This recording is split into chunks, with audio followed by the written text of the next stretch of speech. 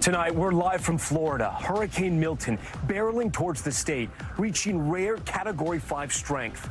The monster hurricane threatening the region with catastrophic conditions. Milton intensifying before it unleashes major destruction and devastates areas just hit by Hurricane Helene. The urgent effort underway to clear the debris left from that storm. And we hear from those on the ground preparing for horrific floods, widespread power outages, and even tornadoes. Meteorologist Bill Karins standing by with the latest track and timing. Also tonight, the emergency evacuations in progress as millions escape before the hurricane makes landfall. Officials even opening up the shoulder of several highways to help get people out. Airports shutting down and major universities closing their campuses. Grocery store shelves left completely empty as people prepare to hunker down. Marking the October 7th attacks 1 year later in Israel, people remembering those killed in the massacre. The country and the world reeling in grief 12 months to the day that triggered one of the deadliest conflicts in the Middle East. The memorials as bombs could be heard in Lebanon, and the protests back in the U.S. Tensions rising as demonstrations grow on college campuses. Warnings ignored. IDF soldiers who monitored the Israel-Gaza border say they sounded the alarm before the October 7th attack, but their repeated concerns went unheard. We speak with one of the soldiers about the Hamas practice raids and mock abductions she observed, and why she thinks her fellow soldiers' cries for help fell on deaf ears. Back at home, the FDA recalling eggs across the country, the serious health risks, even the risk of death if consumed, what you should look out for. Plus, we're speaking to officials on the ground here in Florida. Their urgent warnings as Milton tracks closer to the coast. Top story starts right now.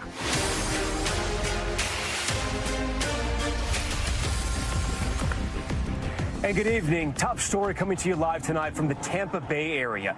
Not even 2 weeks after Hurricane Helene slammed the Big Bend region and these communities, the state is gearing up for another powerful and catastrophic hurricane.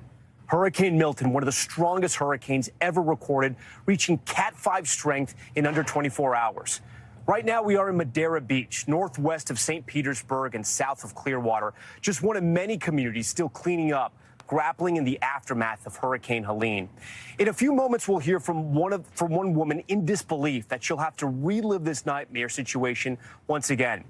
And just behind me here, you see the piles of debris. And take a closer look. These are people's possessions and parts of their homes. And piles like this are all over the Gulf Coast. People are afraid it's going to make the storm surge more dangerous. And if it's not picked up, add projectiles to the air with those hurricane-force winds. Milton, startling even meteorologists as the storm explosively intensified in the Gulf, rapidly reaching Cat 5 strength in under 24 hours. The latest cone shows Tampa taking a direct hit, a disastrous scenario for the city that could see the worst hurricane in more than a century. We speak with the mayor of Tampa shortly about how they're preparing and how this major city is getting ready to face this hurricane. That hurricane threatening coastal areas with life-threatening storm surge. Some areas could see up to 15 feet of water rising to the top of a typical single-story home. Destructive winds could spawn tornadoes. The already waterlogged state could see intense flash floods, inundating cars and triggering water rescues. And it could knock out power to millions. Mass evacuation efforts are already underway. These are live pictures tonight from Polk County, Florida. Look at the traffic jam there. This is a parking lot on Interstate 4 heading east. Highways completely jammed as residents head north to flee the storm. Officials even opening up the breakdown lane on some highways to ease traffic. But one of the main concerns, as we mentioned earlier, all that debris. Take a look at this. Crews are racing against the clock to clean up from Hurricane Helene. Our drone over Madeira Beach showing the piles of debris lining street after street, and there are countless neighborhoods that look just like this. We do want to reiterate that this storm is not exactly like past storms. It is shaping up to be historic and potentially unprecedented. Milton is currently the strongest storm in the Gulf of Mexico in nearly 2 decades. And as we mentioned, it underwent an explosive intensification, an alarming term rarely used as the storm jumped from a Cat 1 to a Cat 5 in just 18 hours. Milton will go down as one of the strongest hurricanes on record. With roughly 48 hours until landfall, airports announcing they're stopping operations until the storm passes, and grocery stores, as you saw, cleaned out as people are hunkering down, getting whatever supplies they may need. We have a lot to get to tonight, but we want to start with NBC meteorologist Bill Karins, who's been tracking Milton closely. And Bill, we start with you tonight. Walk us through what we can expect over the next several hours and days. All right, Tom, we're 48 hours and maybe 6 hours on top of that away from landfall. So that's going to put us into Wednesday night, into Thursday. Somewhere close to midnight is the latest estimate. So we still have time for things to change. 48 hours, the forecast air is typically about 50, 60 miles. So we have wiggle room. Right now it's pointed right at Tampa. It's worst case scenario for Tampa Bay. But that doesn't necessarily mean 100% that's going to happen. But what we do know is that somewhere on the west coast of Florida, you're going to have a crippling storm. I mean, storm surge like has never been seen before, besides what Ian did in Fort Myers, because it could be something similar. So 180 miles per hour, top 10, one of the strongest we've ever. The record is 190. We think with this next update, we may go up to 185, which would put it in the top 5 storms ever measured in the Atlantic Basin. The pressure was just measured at 898. That's just a number, probably doesn't mean much to anyone. It's extremely rare to go under 900. That would make it the 4th strongest storm ever measured on land or a Hurricane Hunter plane flying through it. So this is the forecast path. The storm is as strong as it's going to get right now. It's already starting to push a ton of water towards Florida, and then it's going to gradually begin to be less intense. So still going to be a Category 3 or 4, likely, at landfall. Not what it is now, thankfully. I mean, right now, it's one of the strongest storms you'll ever see. So we're going to watch these little squiggly lines over the next 48 hours so closely, because the worst wind damage will be right where the squiggly lines make landfall. These are like our computers telling us we're different, where the center of the storm will be. South of these lines is where the worst storm surge would be. North of these lines, hardly any storm surge at all. So right now, Tampa would be high winds, storm surge through the bay. Not too bad north of Tampa with the surge. Definitely some strong winds. But south, Sarasota, that area, would have horrific amounts of storm surge. So that's the key, Tom, right now. We're watching all of these little model lines and how they're going to change over the next 48 hours. It's the difference between your town being destroyed or maybe just some wind damage. Yeah, the next couple of days are going to be so important in tracking that storm. I do want to ask you, some viewers at home may be watching this, and they may be a little confused, right, Bill? Because usually when we cover these hurricanes, they get stronger as they get to the coast. Explain what's happening here, why it seems, and we know Milton's going to be a monster, but why does it seem to either slow down or be not as powerful as it makes landfall? Yeah, well, the last couple storms got much stronger as we went towards landfall. So the first thing, the last storm made landfall up here in the Big Bend. Notice we don't even have many rain threats up here in Georgia, South Carolina, up into North Carolina. You're good. So here's a map I don't show very often. It's kind of technical. This is the water vapor imagery. It shows kind of like the humidity in the air. Obviously, there's the hurricane shown in the green and the yellows. All of this red is dry air, the enemy of hurricanes. As this gets stronger and begins to turn towards Florida, we think some of this dry air is going to get sucked into the storm.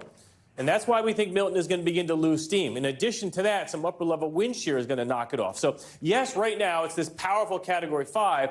As it gets to Florida, the center, the eye may weaken, but the storm is going to grow in size. Look how much bigger it is with the wind field. So just because at Tom, it's going to get, from a 5 possibly to a 3 or a 4, that wind field expands, almost covering the entire state of Florida. So power outages will occur well away from the center.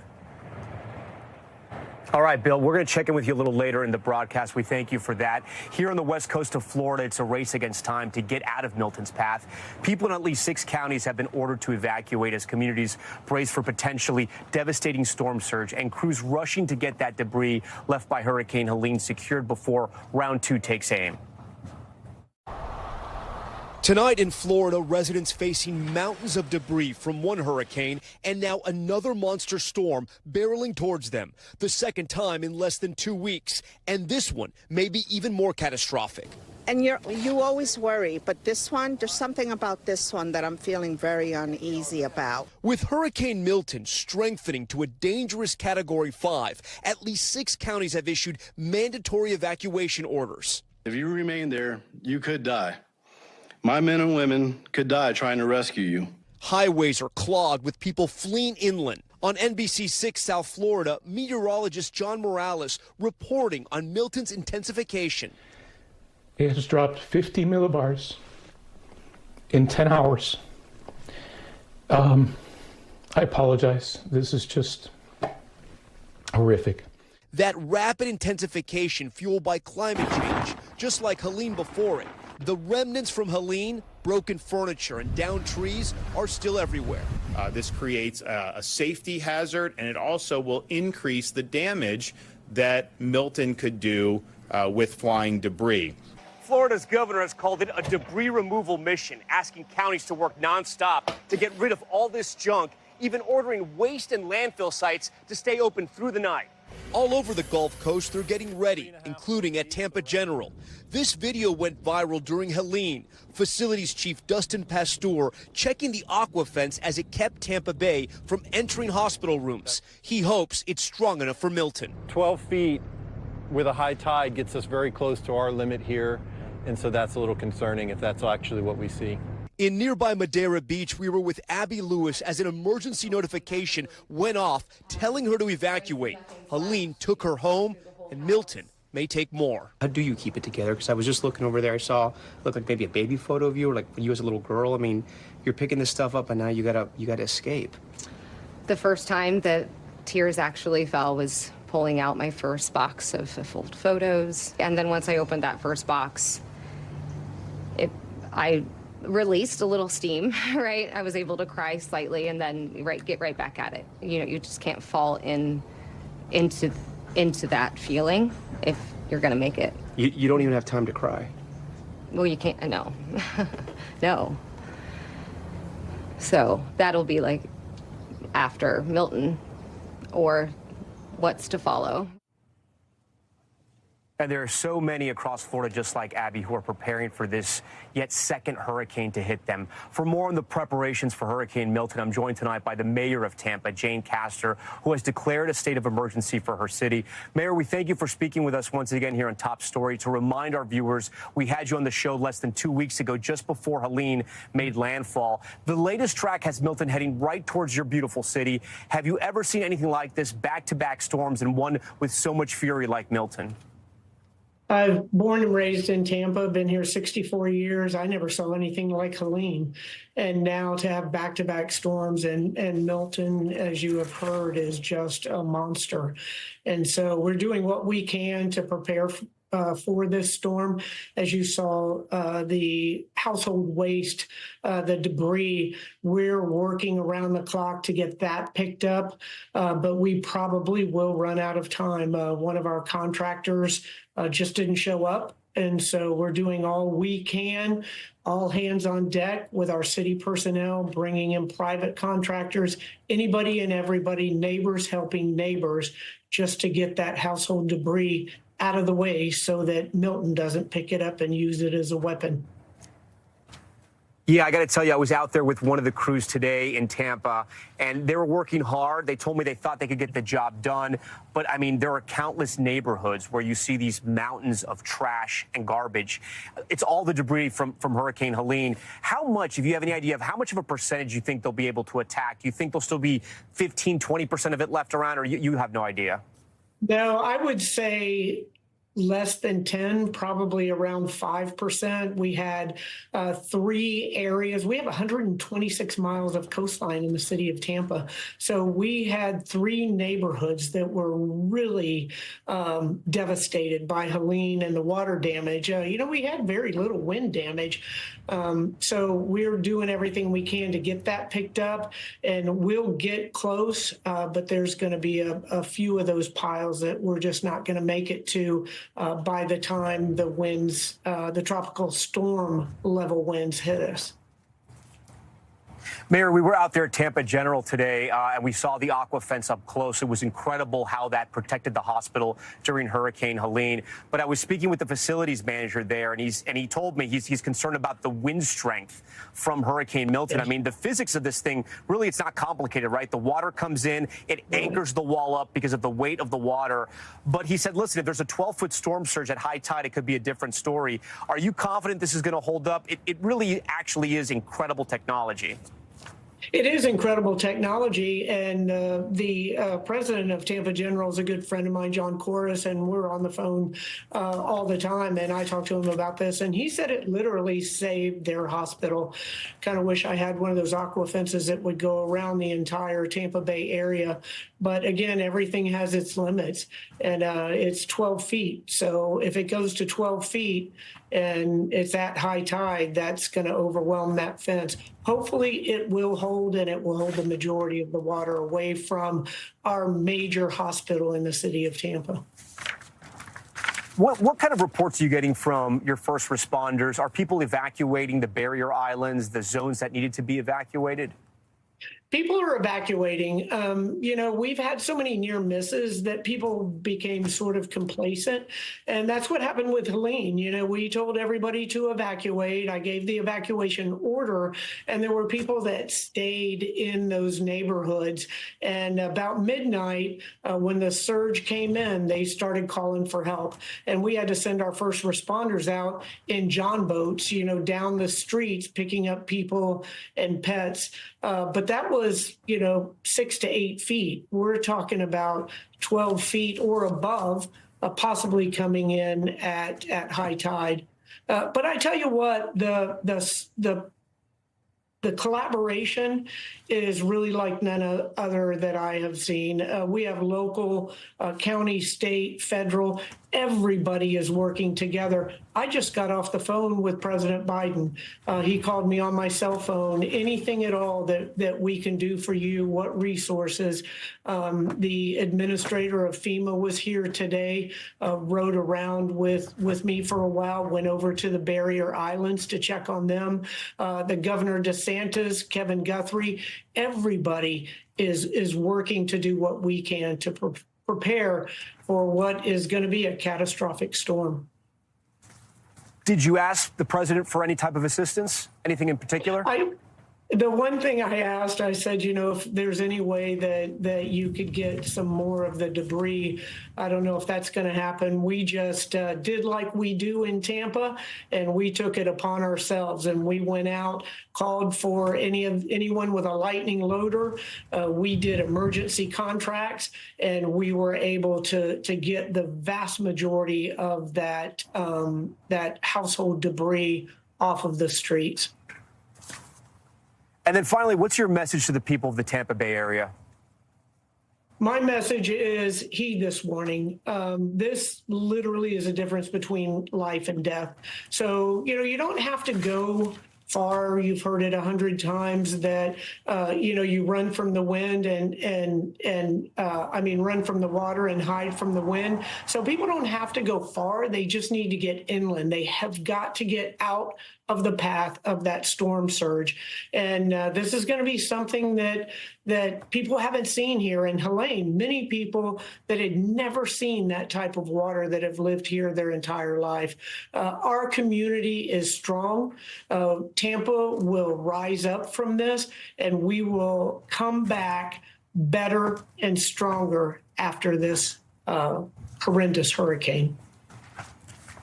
Mayor Castor, we will be thinking about you, and we hope that is true, and we'll be here every step of the way with you. Good luck. I know you're facing a very, very major test right now. Thank you. I appreciate that. Over in Bradenton, the city bracing for a potentially devastating impact. Hurricane Milton expected to bring a record-level storm surge of up to 15 feet. Officials there ordering mandatory evacuations for residents. I want to bring in Jesse Kirsch tonight, who's reporting live for Top Story, just outside of Sarasota there. So, Jesse, that community is just south of where we were and where we are tonight. And if Milton sort of threads the needle between Sarasota and Tampa, that could be devastating for areas like Bradenton and Sarasota. Anything south of the storm because of that storm surge. Yeah, no question, Tom. And we were out on an outer island area, if you will, in Sarasota earlier, known as St. Armand Circle. And we were seeing homes that had water levels around my waist level from Helene. And we were expecting possibly around twice as high of a storm surge with this storm. I just spoke a short time ago with public safety team here in Manatee County, which is just north of Sarasota. And their message, bottom line, if you've been asked to evacuate, heed those warnings. Similarly echoing the message we just heard from the mayor in Tampa. You cannot beat that water. The official I spoke with said she doesn't like to say anything is impossible, but, you know, no question that you are really taking a chance with your life if you try to stay out near the water in this storm, Tom. And then, Jesse, on that point, are you seeing people, I mean, you've been all over, you seen people get out of Sarasota, get out of that area?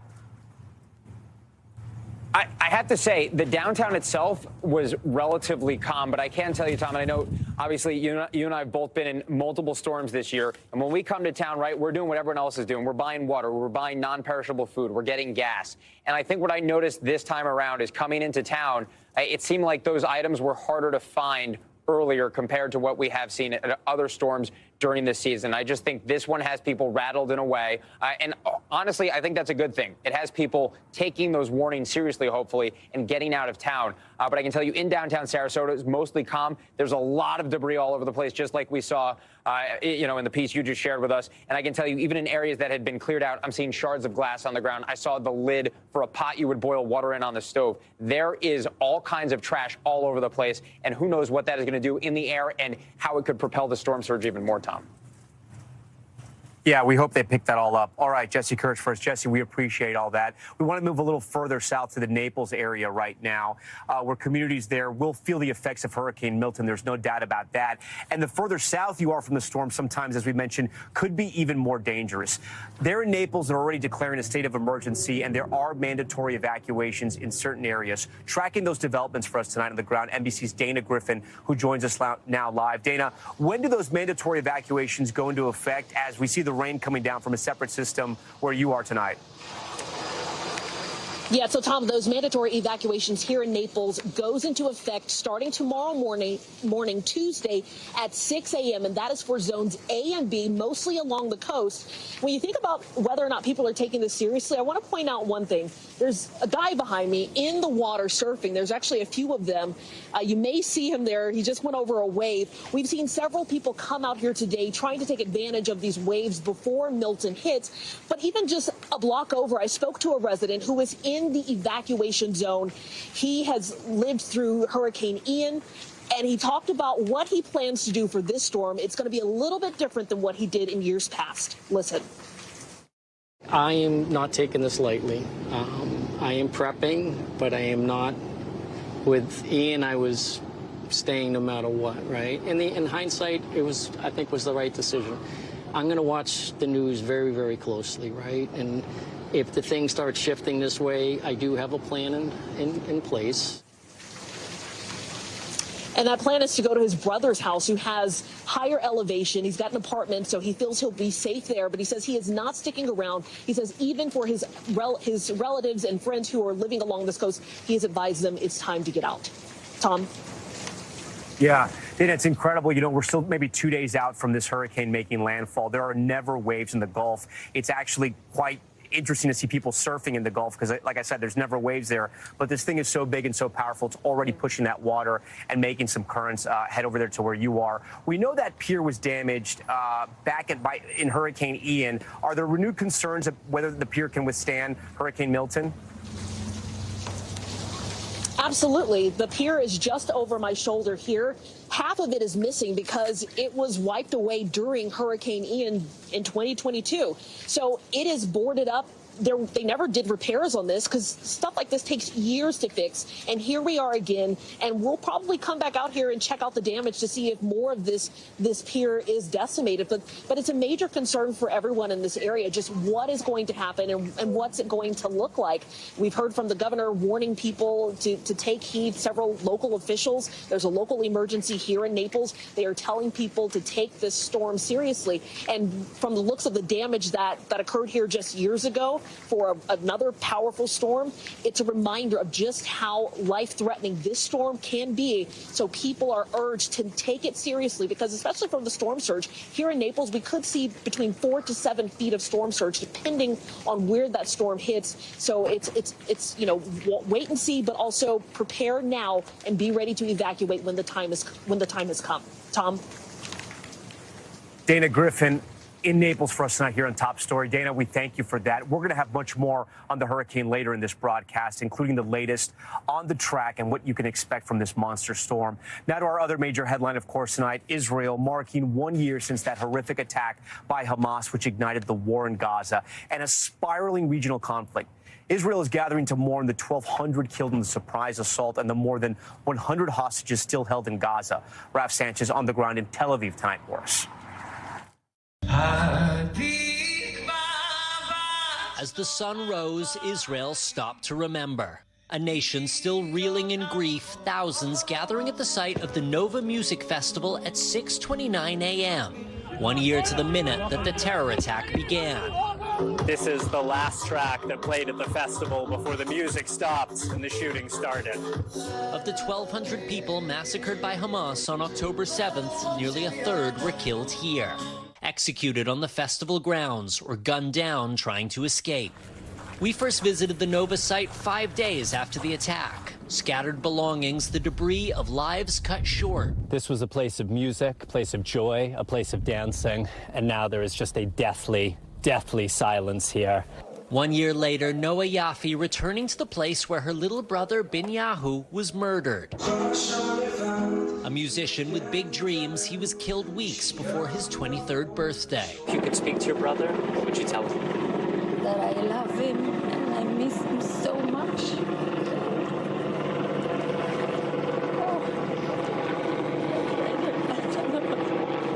I just want to hug him and listen to his voice again. Amid the bloodshed, 251 people taken hostage, men, women, and children. 101 remain in captivity, including 7 Americans. The youngest hostages, Kafir Bibas, 9 months old on October 7th, and his 4-year-old brother Ariel, unaccounted for. Their fate unknown. Israel fighting back against not just Hamas in Gaza, but also Hezbollah in Lebanon and their backers, Iran. The U.S. supplying Israel with weapons, but also trying and failing to secure a ceasefire. The war that started on October 7th now a deadly regional conflict. In Gaza today, no memorials. Palestinian families just hoping to survive. In Israel's effort to destroy Hamas, it's killed 41,000 Gazans, according to the Hamas-run health ministry. Almost half of them, children. Manal Abu Hatter is responsible for her 8 grandkids. Their fathers, her 2 sons, were both killed in an Israeli strike. I cannot bear their loss, she says, but setting her own grief aside to care for children trapped in a year-long war that feels like it may never end. Raf Sanchez joins us tonight from Tel Aviv. And Raf, we just heard you say that some feel it's a war that may never end. And on that front, it's been a week now since that Iranian ballistic missile attack on Israel. Where do things stand on Israel's response?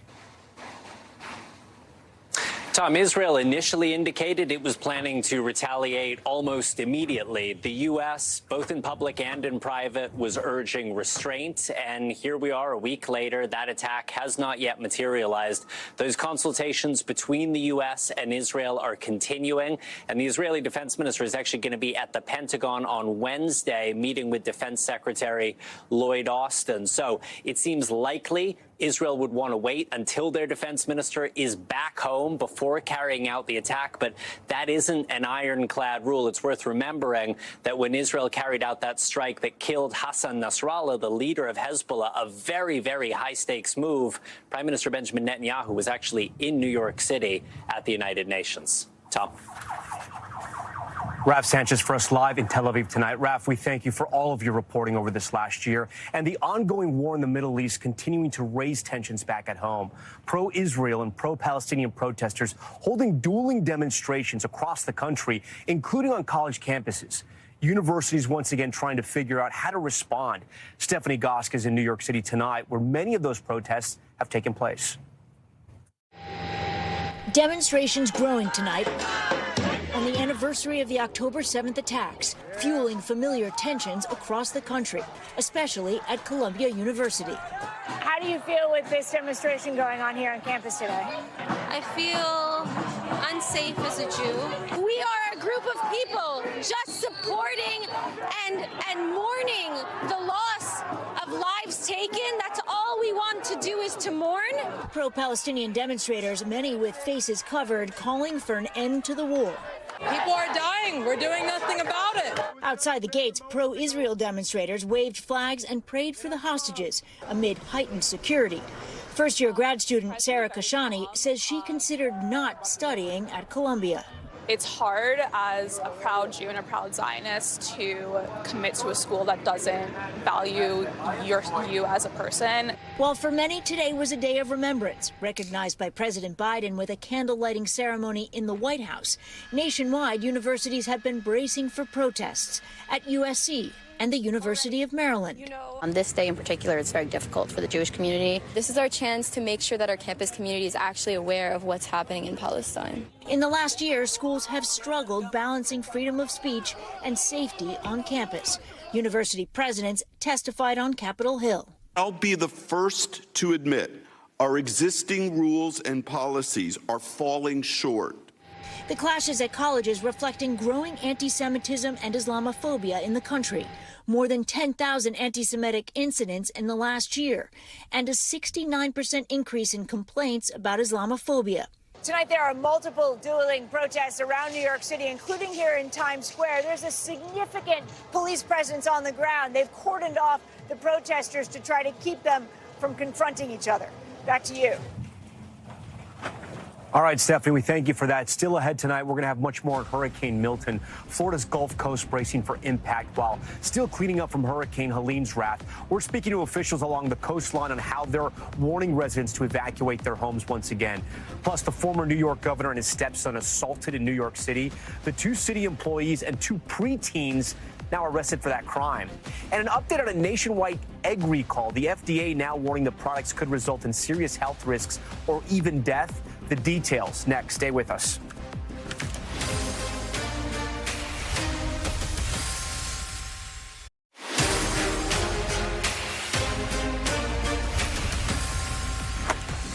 We are back now live from Florida's Gulf Coast, where mass evacuations are underway as Hurricane Milton takes aim at the state. It's expected to bring life-threatening storm surge and dangerous winds less than 2 weeks after Hurricane Helene. But we have some other news to get to tonight in Top Stories newsfeed, and we're going to start with the arrests on the attack of a former New York governor and his stepson. Police say 2 adults and a 12-year-old and 13-year-old were arrested for beating Governor David Paterson and his stepson on Manhattan's Upper East Side. The pair attacked while walking their dog. They were treated for injuries but are okay. Paterson saying his stepson had reprimanded the teens for climbing a fire escape. 45 minutes before the attack, the 2 adults arrested are city employees. New England Patriots player Jabril Peppers arrested for alleged assault and drug possession. Peppers appeared in a Massachusetts court this morning to face charges of battery with a weapon, strangulation, and possession of cocaine. Police say they arrested the Patriots' safety on Saturday after his girlfriend called and told police that he hit and choked her. Peppers pleaded not guilty on all counts and posted bail. A major consumer alert tonight. The FDA is now warning a salmonella outbreak linked to eggs can result in serious health risks or even death. The recall, including all eggs, get this, from Milo's Poultry Farm in Wisconsin. Milo's Poultry Farm in Wisconsin. So far, the products have been linked to at least 65 cases of salmonella across 9 states. At least 24 people were hospitalized. The CDC advising people to throw away the recalled eggs and wash surfaces they may have touched with hot, soapy water. And Panera settling its first wrongful death lawsuit over its charged lemonade. The restaurant chain settled with the family of a 21-year-old University of Pennsylvania student who went into cardiac arrest after drinking the highly caffeinated beverage. The settled case was the first of 4 lawsuits against Panera over its charged lemonade, which it discontinued in May. Okay, we want to move now to the race for the White House with the election now less than 30 days away. Tonight, both candidates ramping up their campaigns, traveling to key battleground states throughout the week. Vice President Kamala Harris now making a slew of media appearances as the race enters its final stretch. Our Gabe Gutierrez is at the White House with more. Tonight, after facing criticism for avoiding unscripted events, Vice President Harris on a new media blitz. On CBS, pressed on her economic plan. How are you going to pay for it? Well, one of the things is I'm going to make sure that the richest among us who can afford it pay their fair share in taxes. But we're dealing with the real world here. But the real world includes... How are you going to get this through Congress?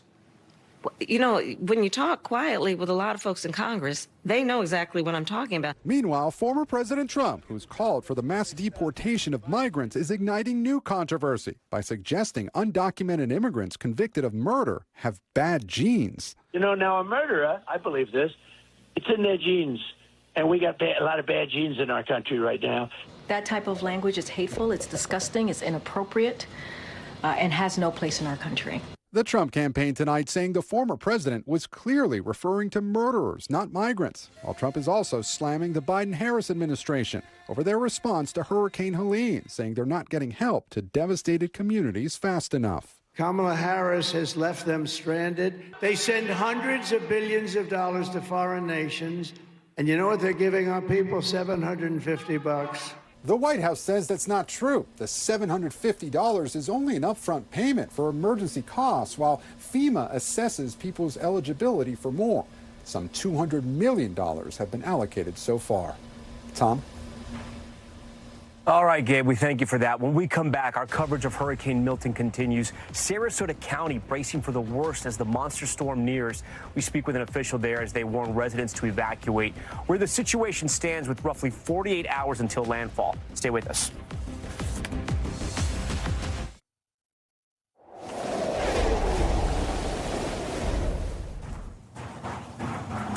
We are back now with our special coverage of Hurricane Milton, the Category 5 storm expected to make landfall here in Florida late Wednesday.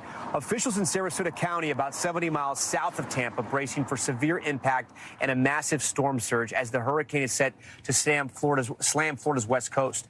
For more on Milton's incoming impact, Sandra Tapfumane joins us now. She's the Chief of Emergency Management in Sarasota County. Chief, thank you for joining Top Story tonight. Sarasota was just slammed by Helene. You've been telling residents in your county to evacuate today as this hurricane approaches. What are preparations looking like, and are people evacuating? Yeah, well, thanks so much for having us on. And yeah, we called for an evacuation this morning for our level A and level B, which is areas right along the coastline here, but also a little bit inland. So that storm surge in Southwest Florida can travel quite a ways. And with, a 10 feet, up to 10 feet threat right now, Helene was, we only got about 5 to 6 feet for that storm. And there was a lot of people that learned a lot about storm surge when it came through. And I think that we're hopeful that they see that it is a real thing and that storm surge can bring water into their homes and can create a lot of damage. And so we have asked them to leave out of the area this time. We're hopeful that people are heeding that evacuation. We certainly don't want anyone to stay in any of these areas that are under an evacuation order. Chief, I just spoke with the mayor of Tampa tonight. Are you having the same issue with the piles of debris in your community that they are in Tampa and trying to remove those before Hurricane Milton slams into the West Coast? Yeah, when you have a large-scale disaster like Hurricane Helene, it can take weeks, if not months, to be able to pick up that debris. And so, we, as well as all of our partnering region within the region here that were hit, have been working very, very hard to try to pick up as much debris as possible. And that work continues. And at some point, we're going to keep going until we can. And then when the winds pick up, we're going to have to all hunker down and let that next wave come through with this next hurricane. But it is something that typically does take a long time. So we've had, some challenges with just trying to get everything clean before this next storm. But this was a very quick turnaround. This is actually the third hurricane that we've had since August. So there has been a lot going down here in Sarasota County. Chief, what's your main concern as we get closer and closer to landfall? So truly right now, our main concern is the strength of this storm surge. We don't want anybody to be in the path of the storm surge. We want everyone to evacuate. And, we have a tendency to make decisions based off of what we remember happening the last time something like this happened. And we've been trying to communicate with people today to let them know that this hurricane is not one that they want to be in Sarasota County for if they're in one of those evacuation areas. So we are going to be opening evacuation centers tomorrow at 10 a.m. We're encouraging people to go stay with friends and family. And we do know that it's not only Sarasota County. We have very large counties like Pinellas and Hillsborough who have also called for big evacuations. So we want people to be careful as they're traveling to get out of these areas. But ultimately, we just want people to be safe and to stay informed. All right, Chief, we thank you for joining us tonight. We know you're incredibly busy. For more on the latest on the track of Hurricane Milton and its potential storm surge and what it could mean for the Gulf Coast of Florida, I do want to bring in Bill Karins once again. Bill, talk to us about what you're watching. I think it's important also to explain to the viewers why it's so important if this hurricane is north or south of Tampa when we talk about that storm surge. Yeah, a storm surge is going to be the most life-threatening thing with this storm. It's going to cause the most destruction. And the way it looks right now, I don't see how we don't have thousands of people homeless after this storm, maybe tens of thousands, if we get the storm surge that is currently predicted in this highly densely populated area. So here's the current forecast. And this jumped. It was in the, heading from about the 6 to 10 foot range. And now we're 10 to 15, including Tampa Bay, all the way through Clearwater Beach, down through St. Petersburg and Sarasota. Millions of people right here. And they're 10 to 15 foot storm surge. And Florida's very flat. So that's a lot of people that could be in this. So we zoomed in on this map to show you specifically Tampa Bay. And we can color code these maps. If the water gets to a certain height, we can see where the inundation is, how high the water is going to be. So when we get to 9 feet here, everywhere in red would be underwater. I mean, if you know Tampa, some of the areas here south of downtown and all along the western shore, eastern shore, and all into the western shore, these are all residential neighborhoods. There's all homes all in here that would be underwater. We're all looking at this black line. This is the center line. This is where the storm would take. You don't want to be just south of that. I can actually put some arrows on the map here, and you can see it. When the storm is right here spinning, the water gets sucked up into the bay. This is going to be intense flows of water, like a river, heading into the bay. And once it gets in here, it's trapped. It can't go anywhere. And that's why the water builds up rapidly in the bay. That's why it's such a vulnerable location. And as far as the feet thing goes, usually with like a 3 foot of storm surge, that's enough to, float some cars, be a little damaging, and it's considered life-threatening. When you get up to 6 feet, this is what we just did with Helene in Tampa. 6 feet, water can break through the house and the doors. That's where you get the lowest level of the house. Usually the house is still safe, but Tom, once we get up to 10 feet, that's when you can get the houses coming off their foundations. That's when whole complete neighborhoods can be completely ruined. And that's what we're looking at. That's the difference with this storm. Like, Tom, if you look behind you, that survived Helene. The houses are all still where they were. But if we get 10 to 20, 15 feet, it won't look like that anymore. Yeah, Bill's talking about these homes right here. I mean, they're behind the piles of debris, and they got a lot of water inside of them. That's what the homeowners told us. When you walk behind, you can see everything is cleared out at the street level because that's how much water came in. But he's right, they are still standing. Bill, you know what's going to be really sort of wild about this is that people are going to be filing insurance claims, and they're going to be talking about either Hurricane Helene or Hurricane Milton. In some cases, it could have been a storm surge in one hurricane. It could have been wind damage in the other. And it's going to be almost impossible to explain to these insurance adjusters what exactly happened. And that's a huge important point. Video everything before you evacuate. That's the whole key. Take all the pictures, their timestamp. Take photos of everything you have, because if you lose everything, you're going to be asked to add it all up. So take a video, walk around your house, open drawers, do whatever you have to do, because, Tom, you're right. It is going to be a mess. I can't even imagine how long it's going to take some insurance companies to get back to these people when we have this number of people that are going to be doing claims. I mean, the insurance industry is a disaster in Florida anyways. Right. All right, Bill Karins, first, Bill, we appreciate that. We're going to have much more on Hurricane Milton throughout the broadcast. But coming up, were there missed warning signs that led to the October 7th attacks in Israel? Our Richard Engel speaking to an IDF soldier who says she and her colleagues witnessed Hamas terrorists practicing for an attack along the border with Gaza, including tactics used that day, while she believes their repeated warnings were ignored. Stay with us.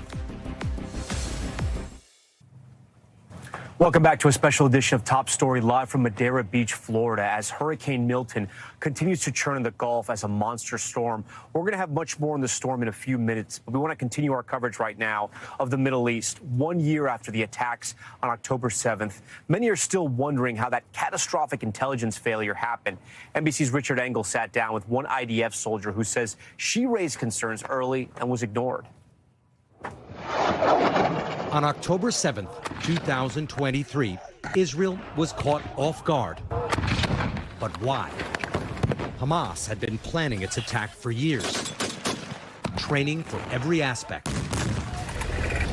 These videos released by Hamas after the attack show them practicing how to fly the paragliders the militants used for their slaughter at the Nova Music Festival, and tactics for storming homes. The actual assault on October 7th unfolded almost exactly how Hamas had been training. Some Israeli troops had sounded the alarm, but their warnings were ignored in what has been called Israel's greatest intelligence failure.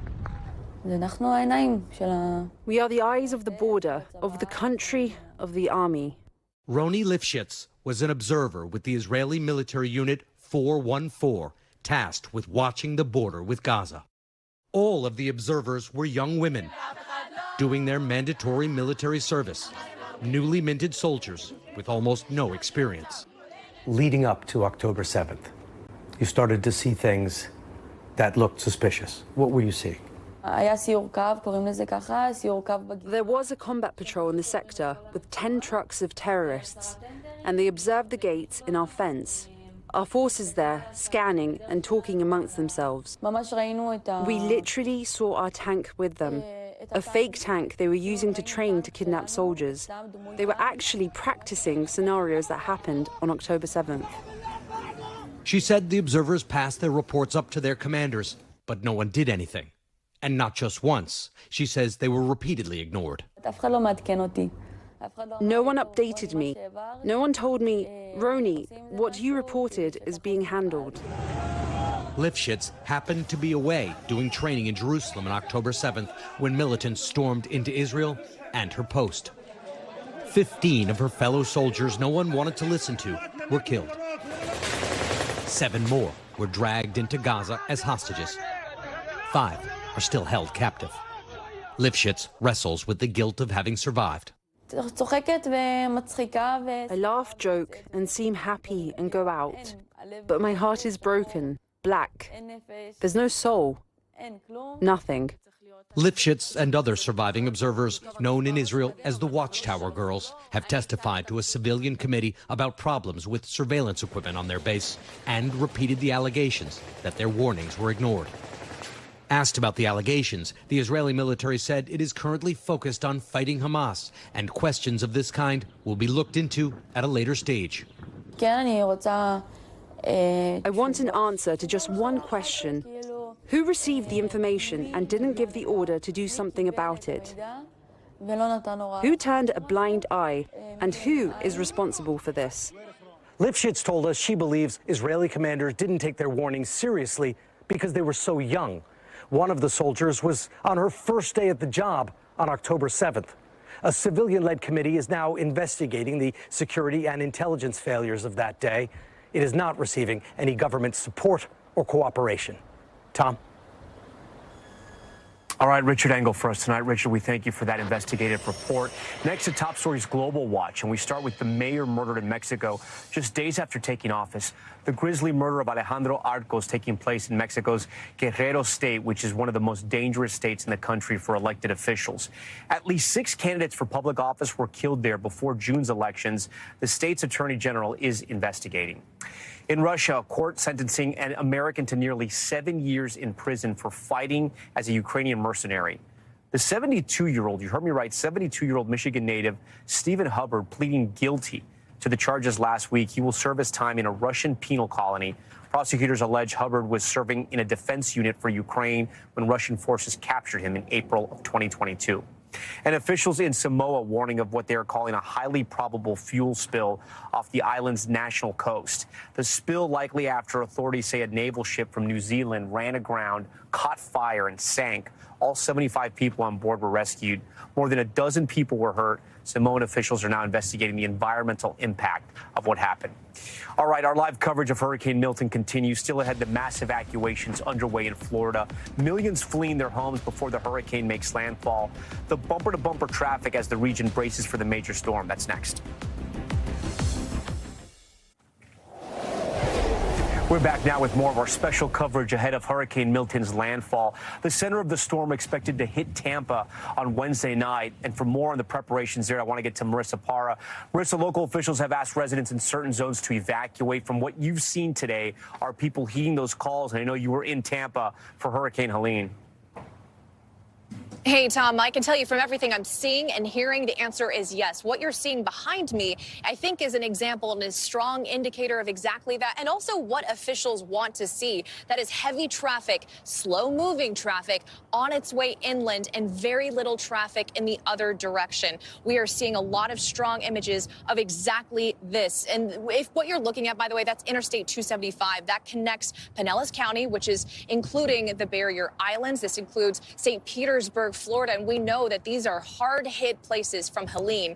And so we are seeing a lot of images of a lot of traffic. We know that there have been state-implemented emergency shoulder use, which means there's an extra lane that people can use. They've opened the tollways. And Tom, what I'm hearing from first responders who are going door to door, making those mandatory evacuations, which, by the way, we're seeing further inland in zones that have never seen evacuations, at least in the last decade or so. They are saying that people are leaving voluntarily in ways that they haven't seen before either. Normally, they get a little bit more pushback. Even us on the ground, Tom, we're hearing from people saying that they are evacuating when they've never felt the need to do so before. Yeah, Marissa, I think it's the size and the strength of this storm. I got to tell you, even though there's traffic tonight, it's a great sign because we're still 48 hours out, more than 48 hours out before landfall if this doesn't speed up. So that's a great sign they're getting out. It feels like they're heeding the warnings. I know a lot of people, you may be hearing this as well, they're concerned about their homes and those piles of debris in front of them.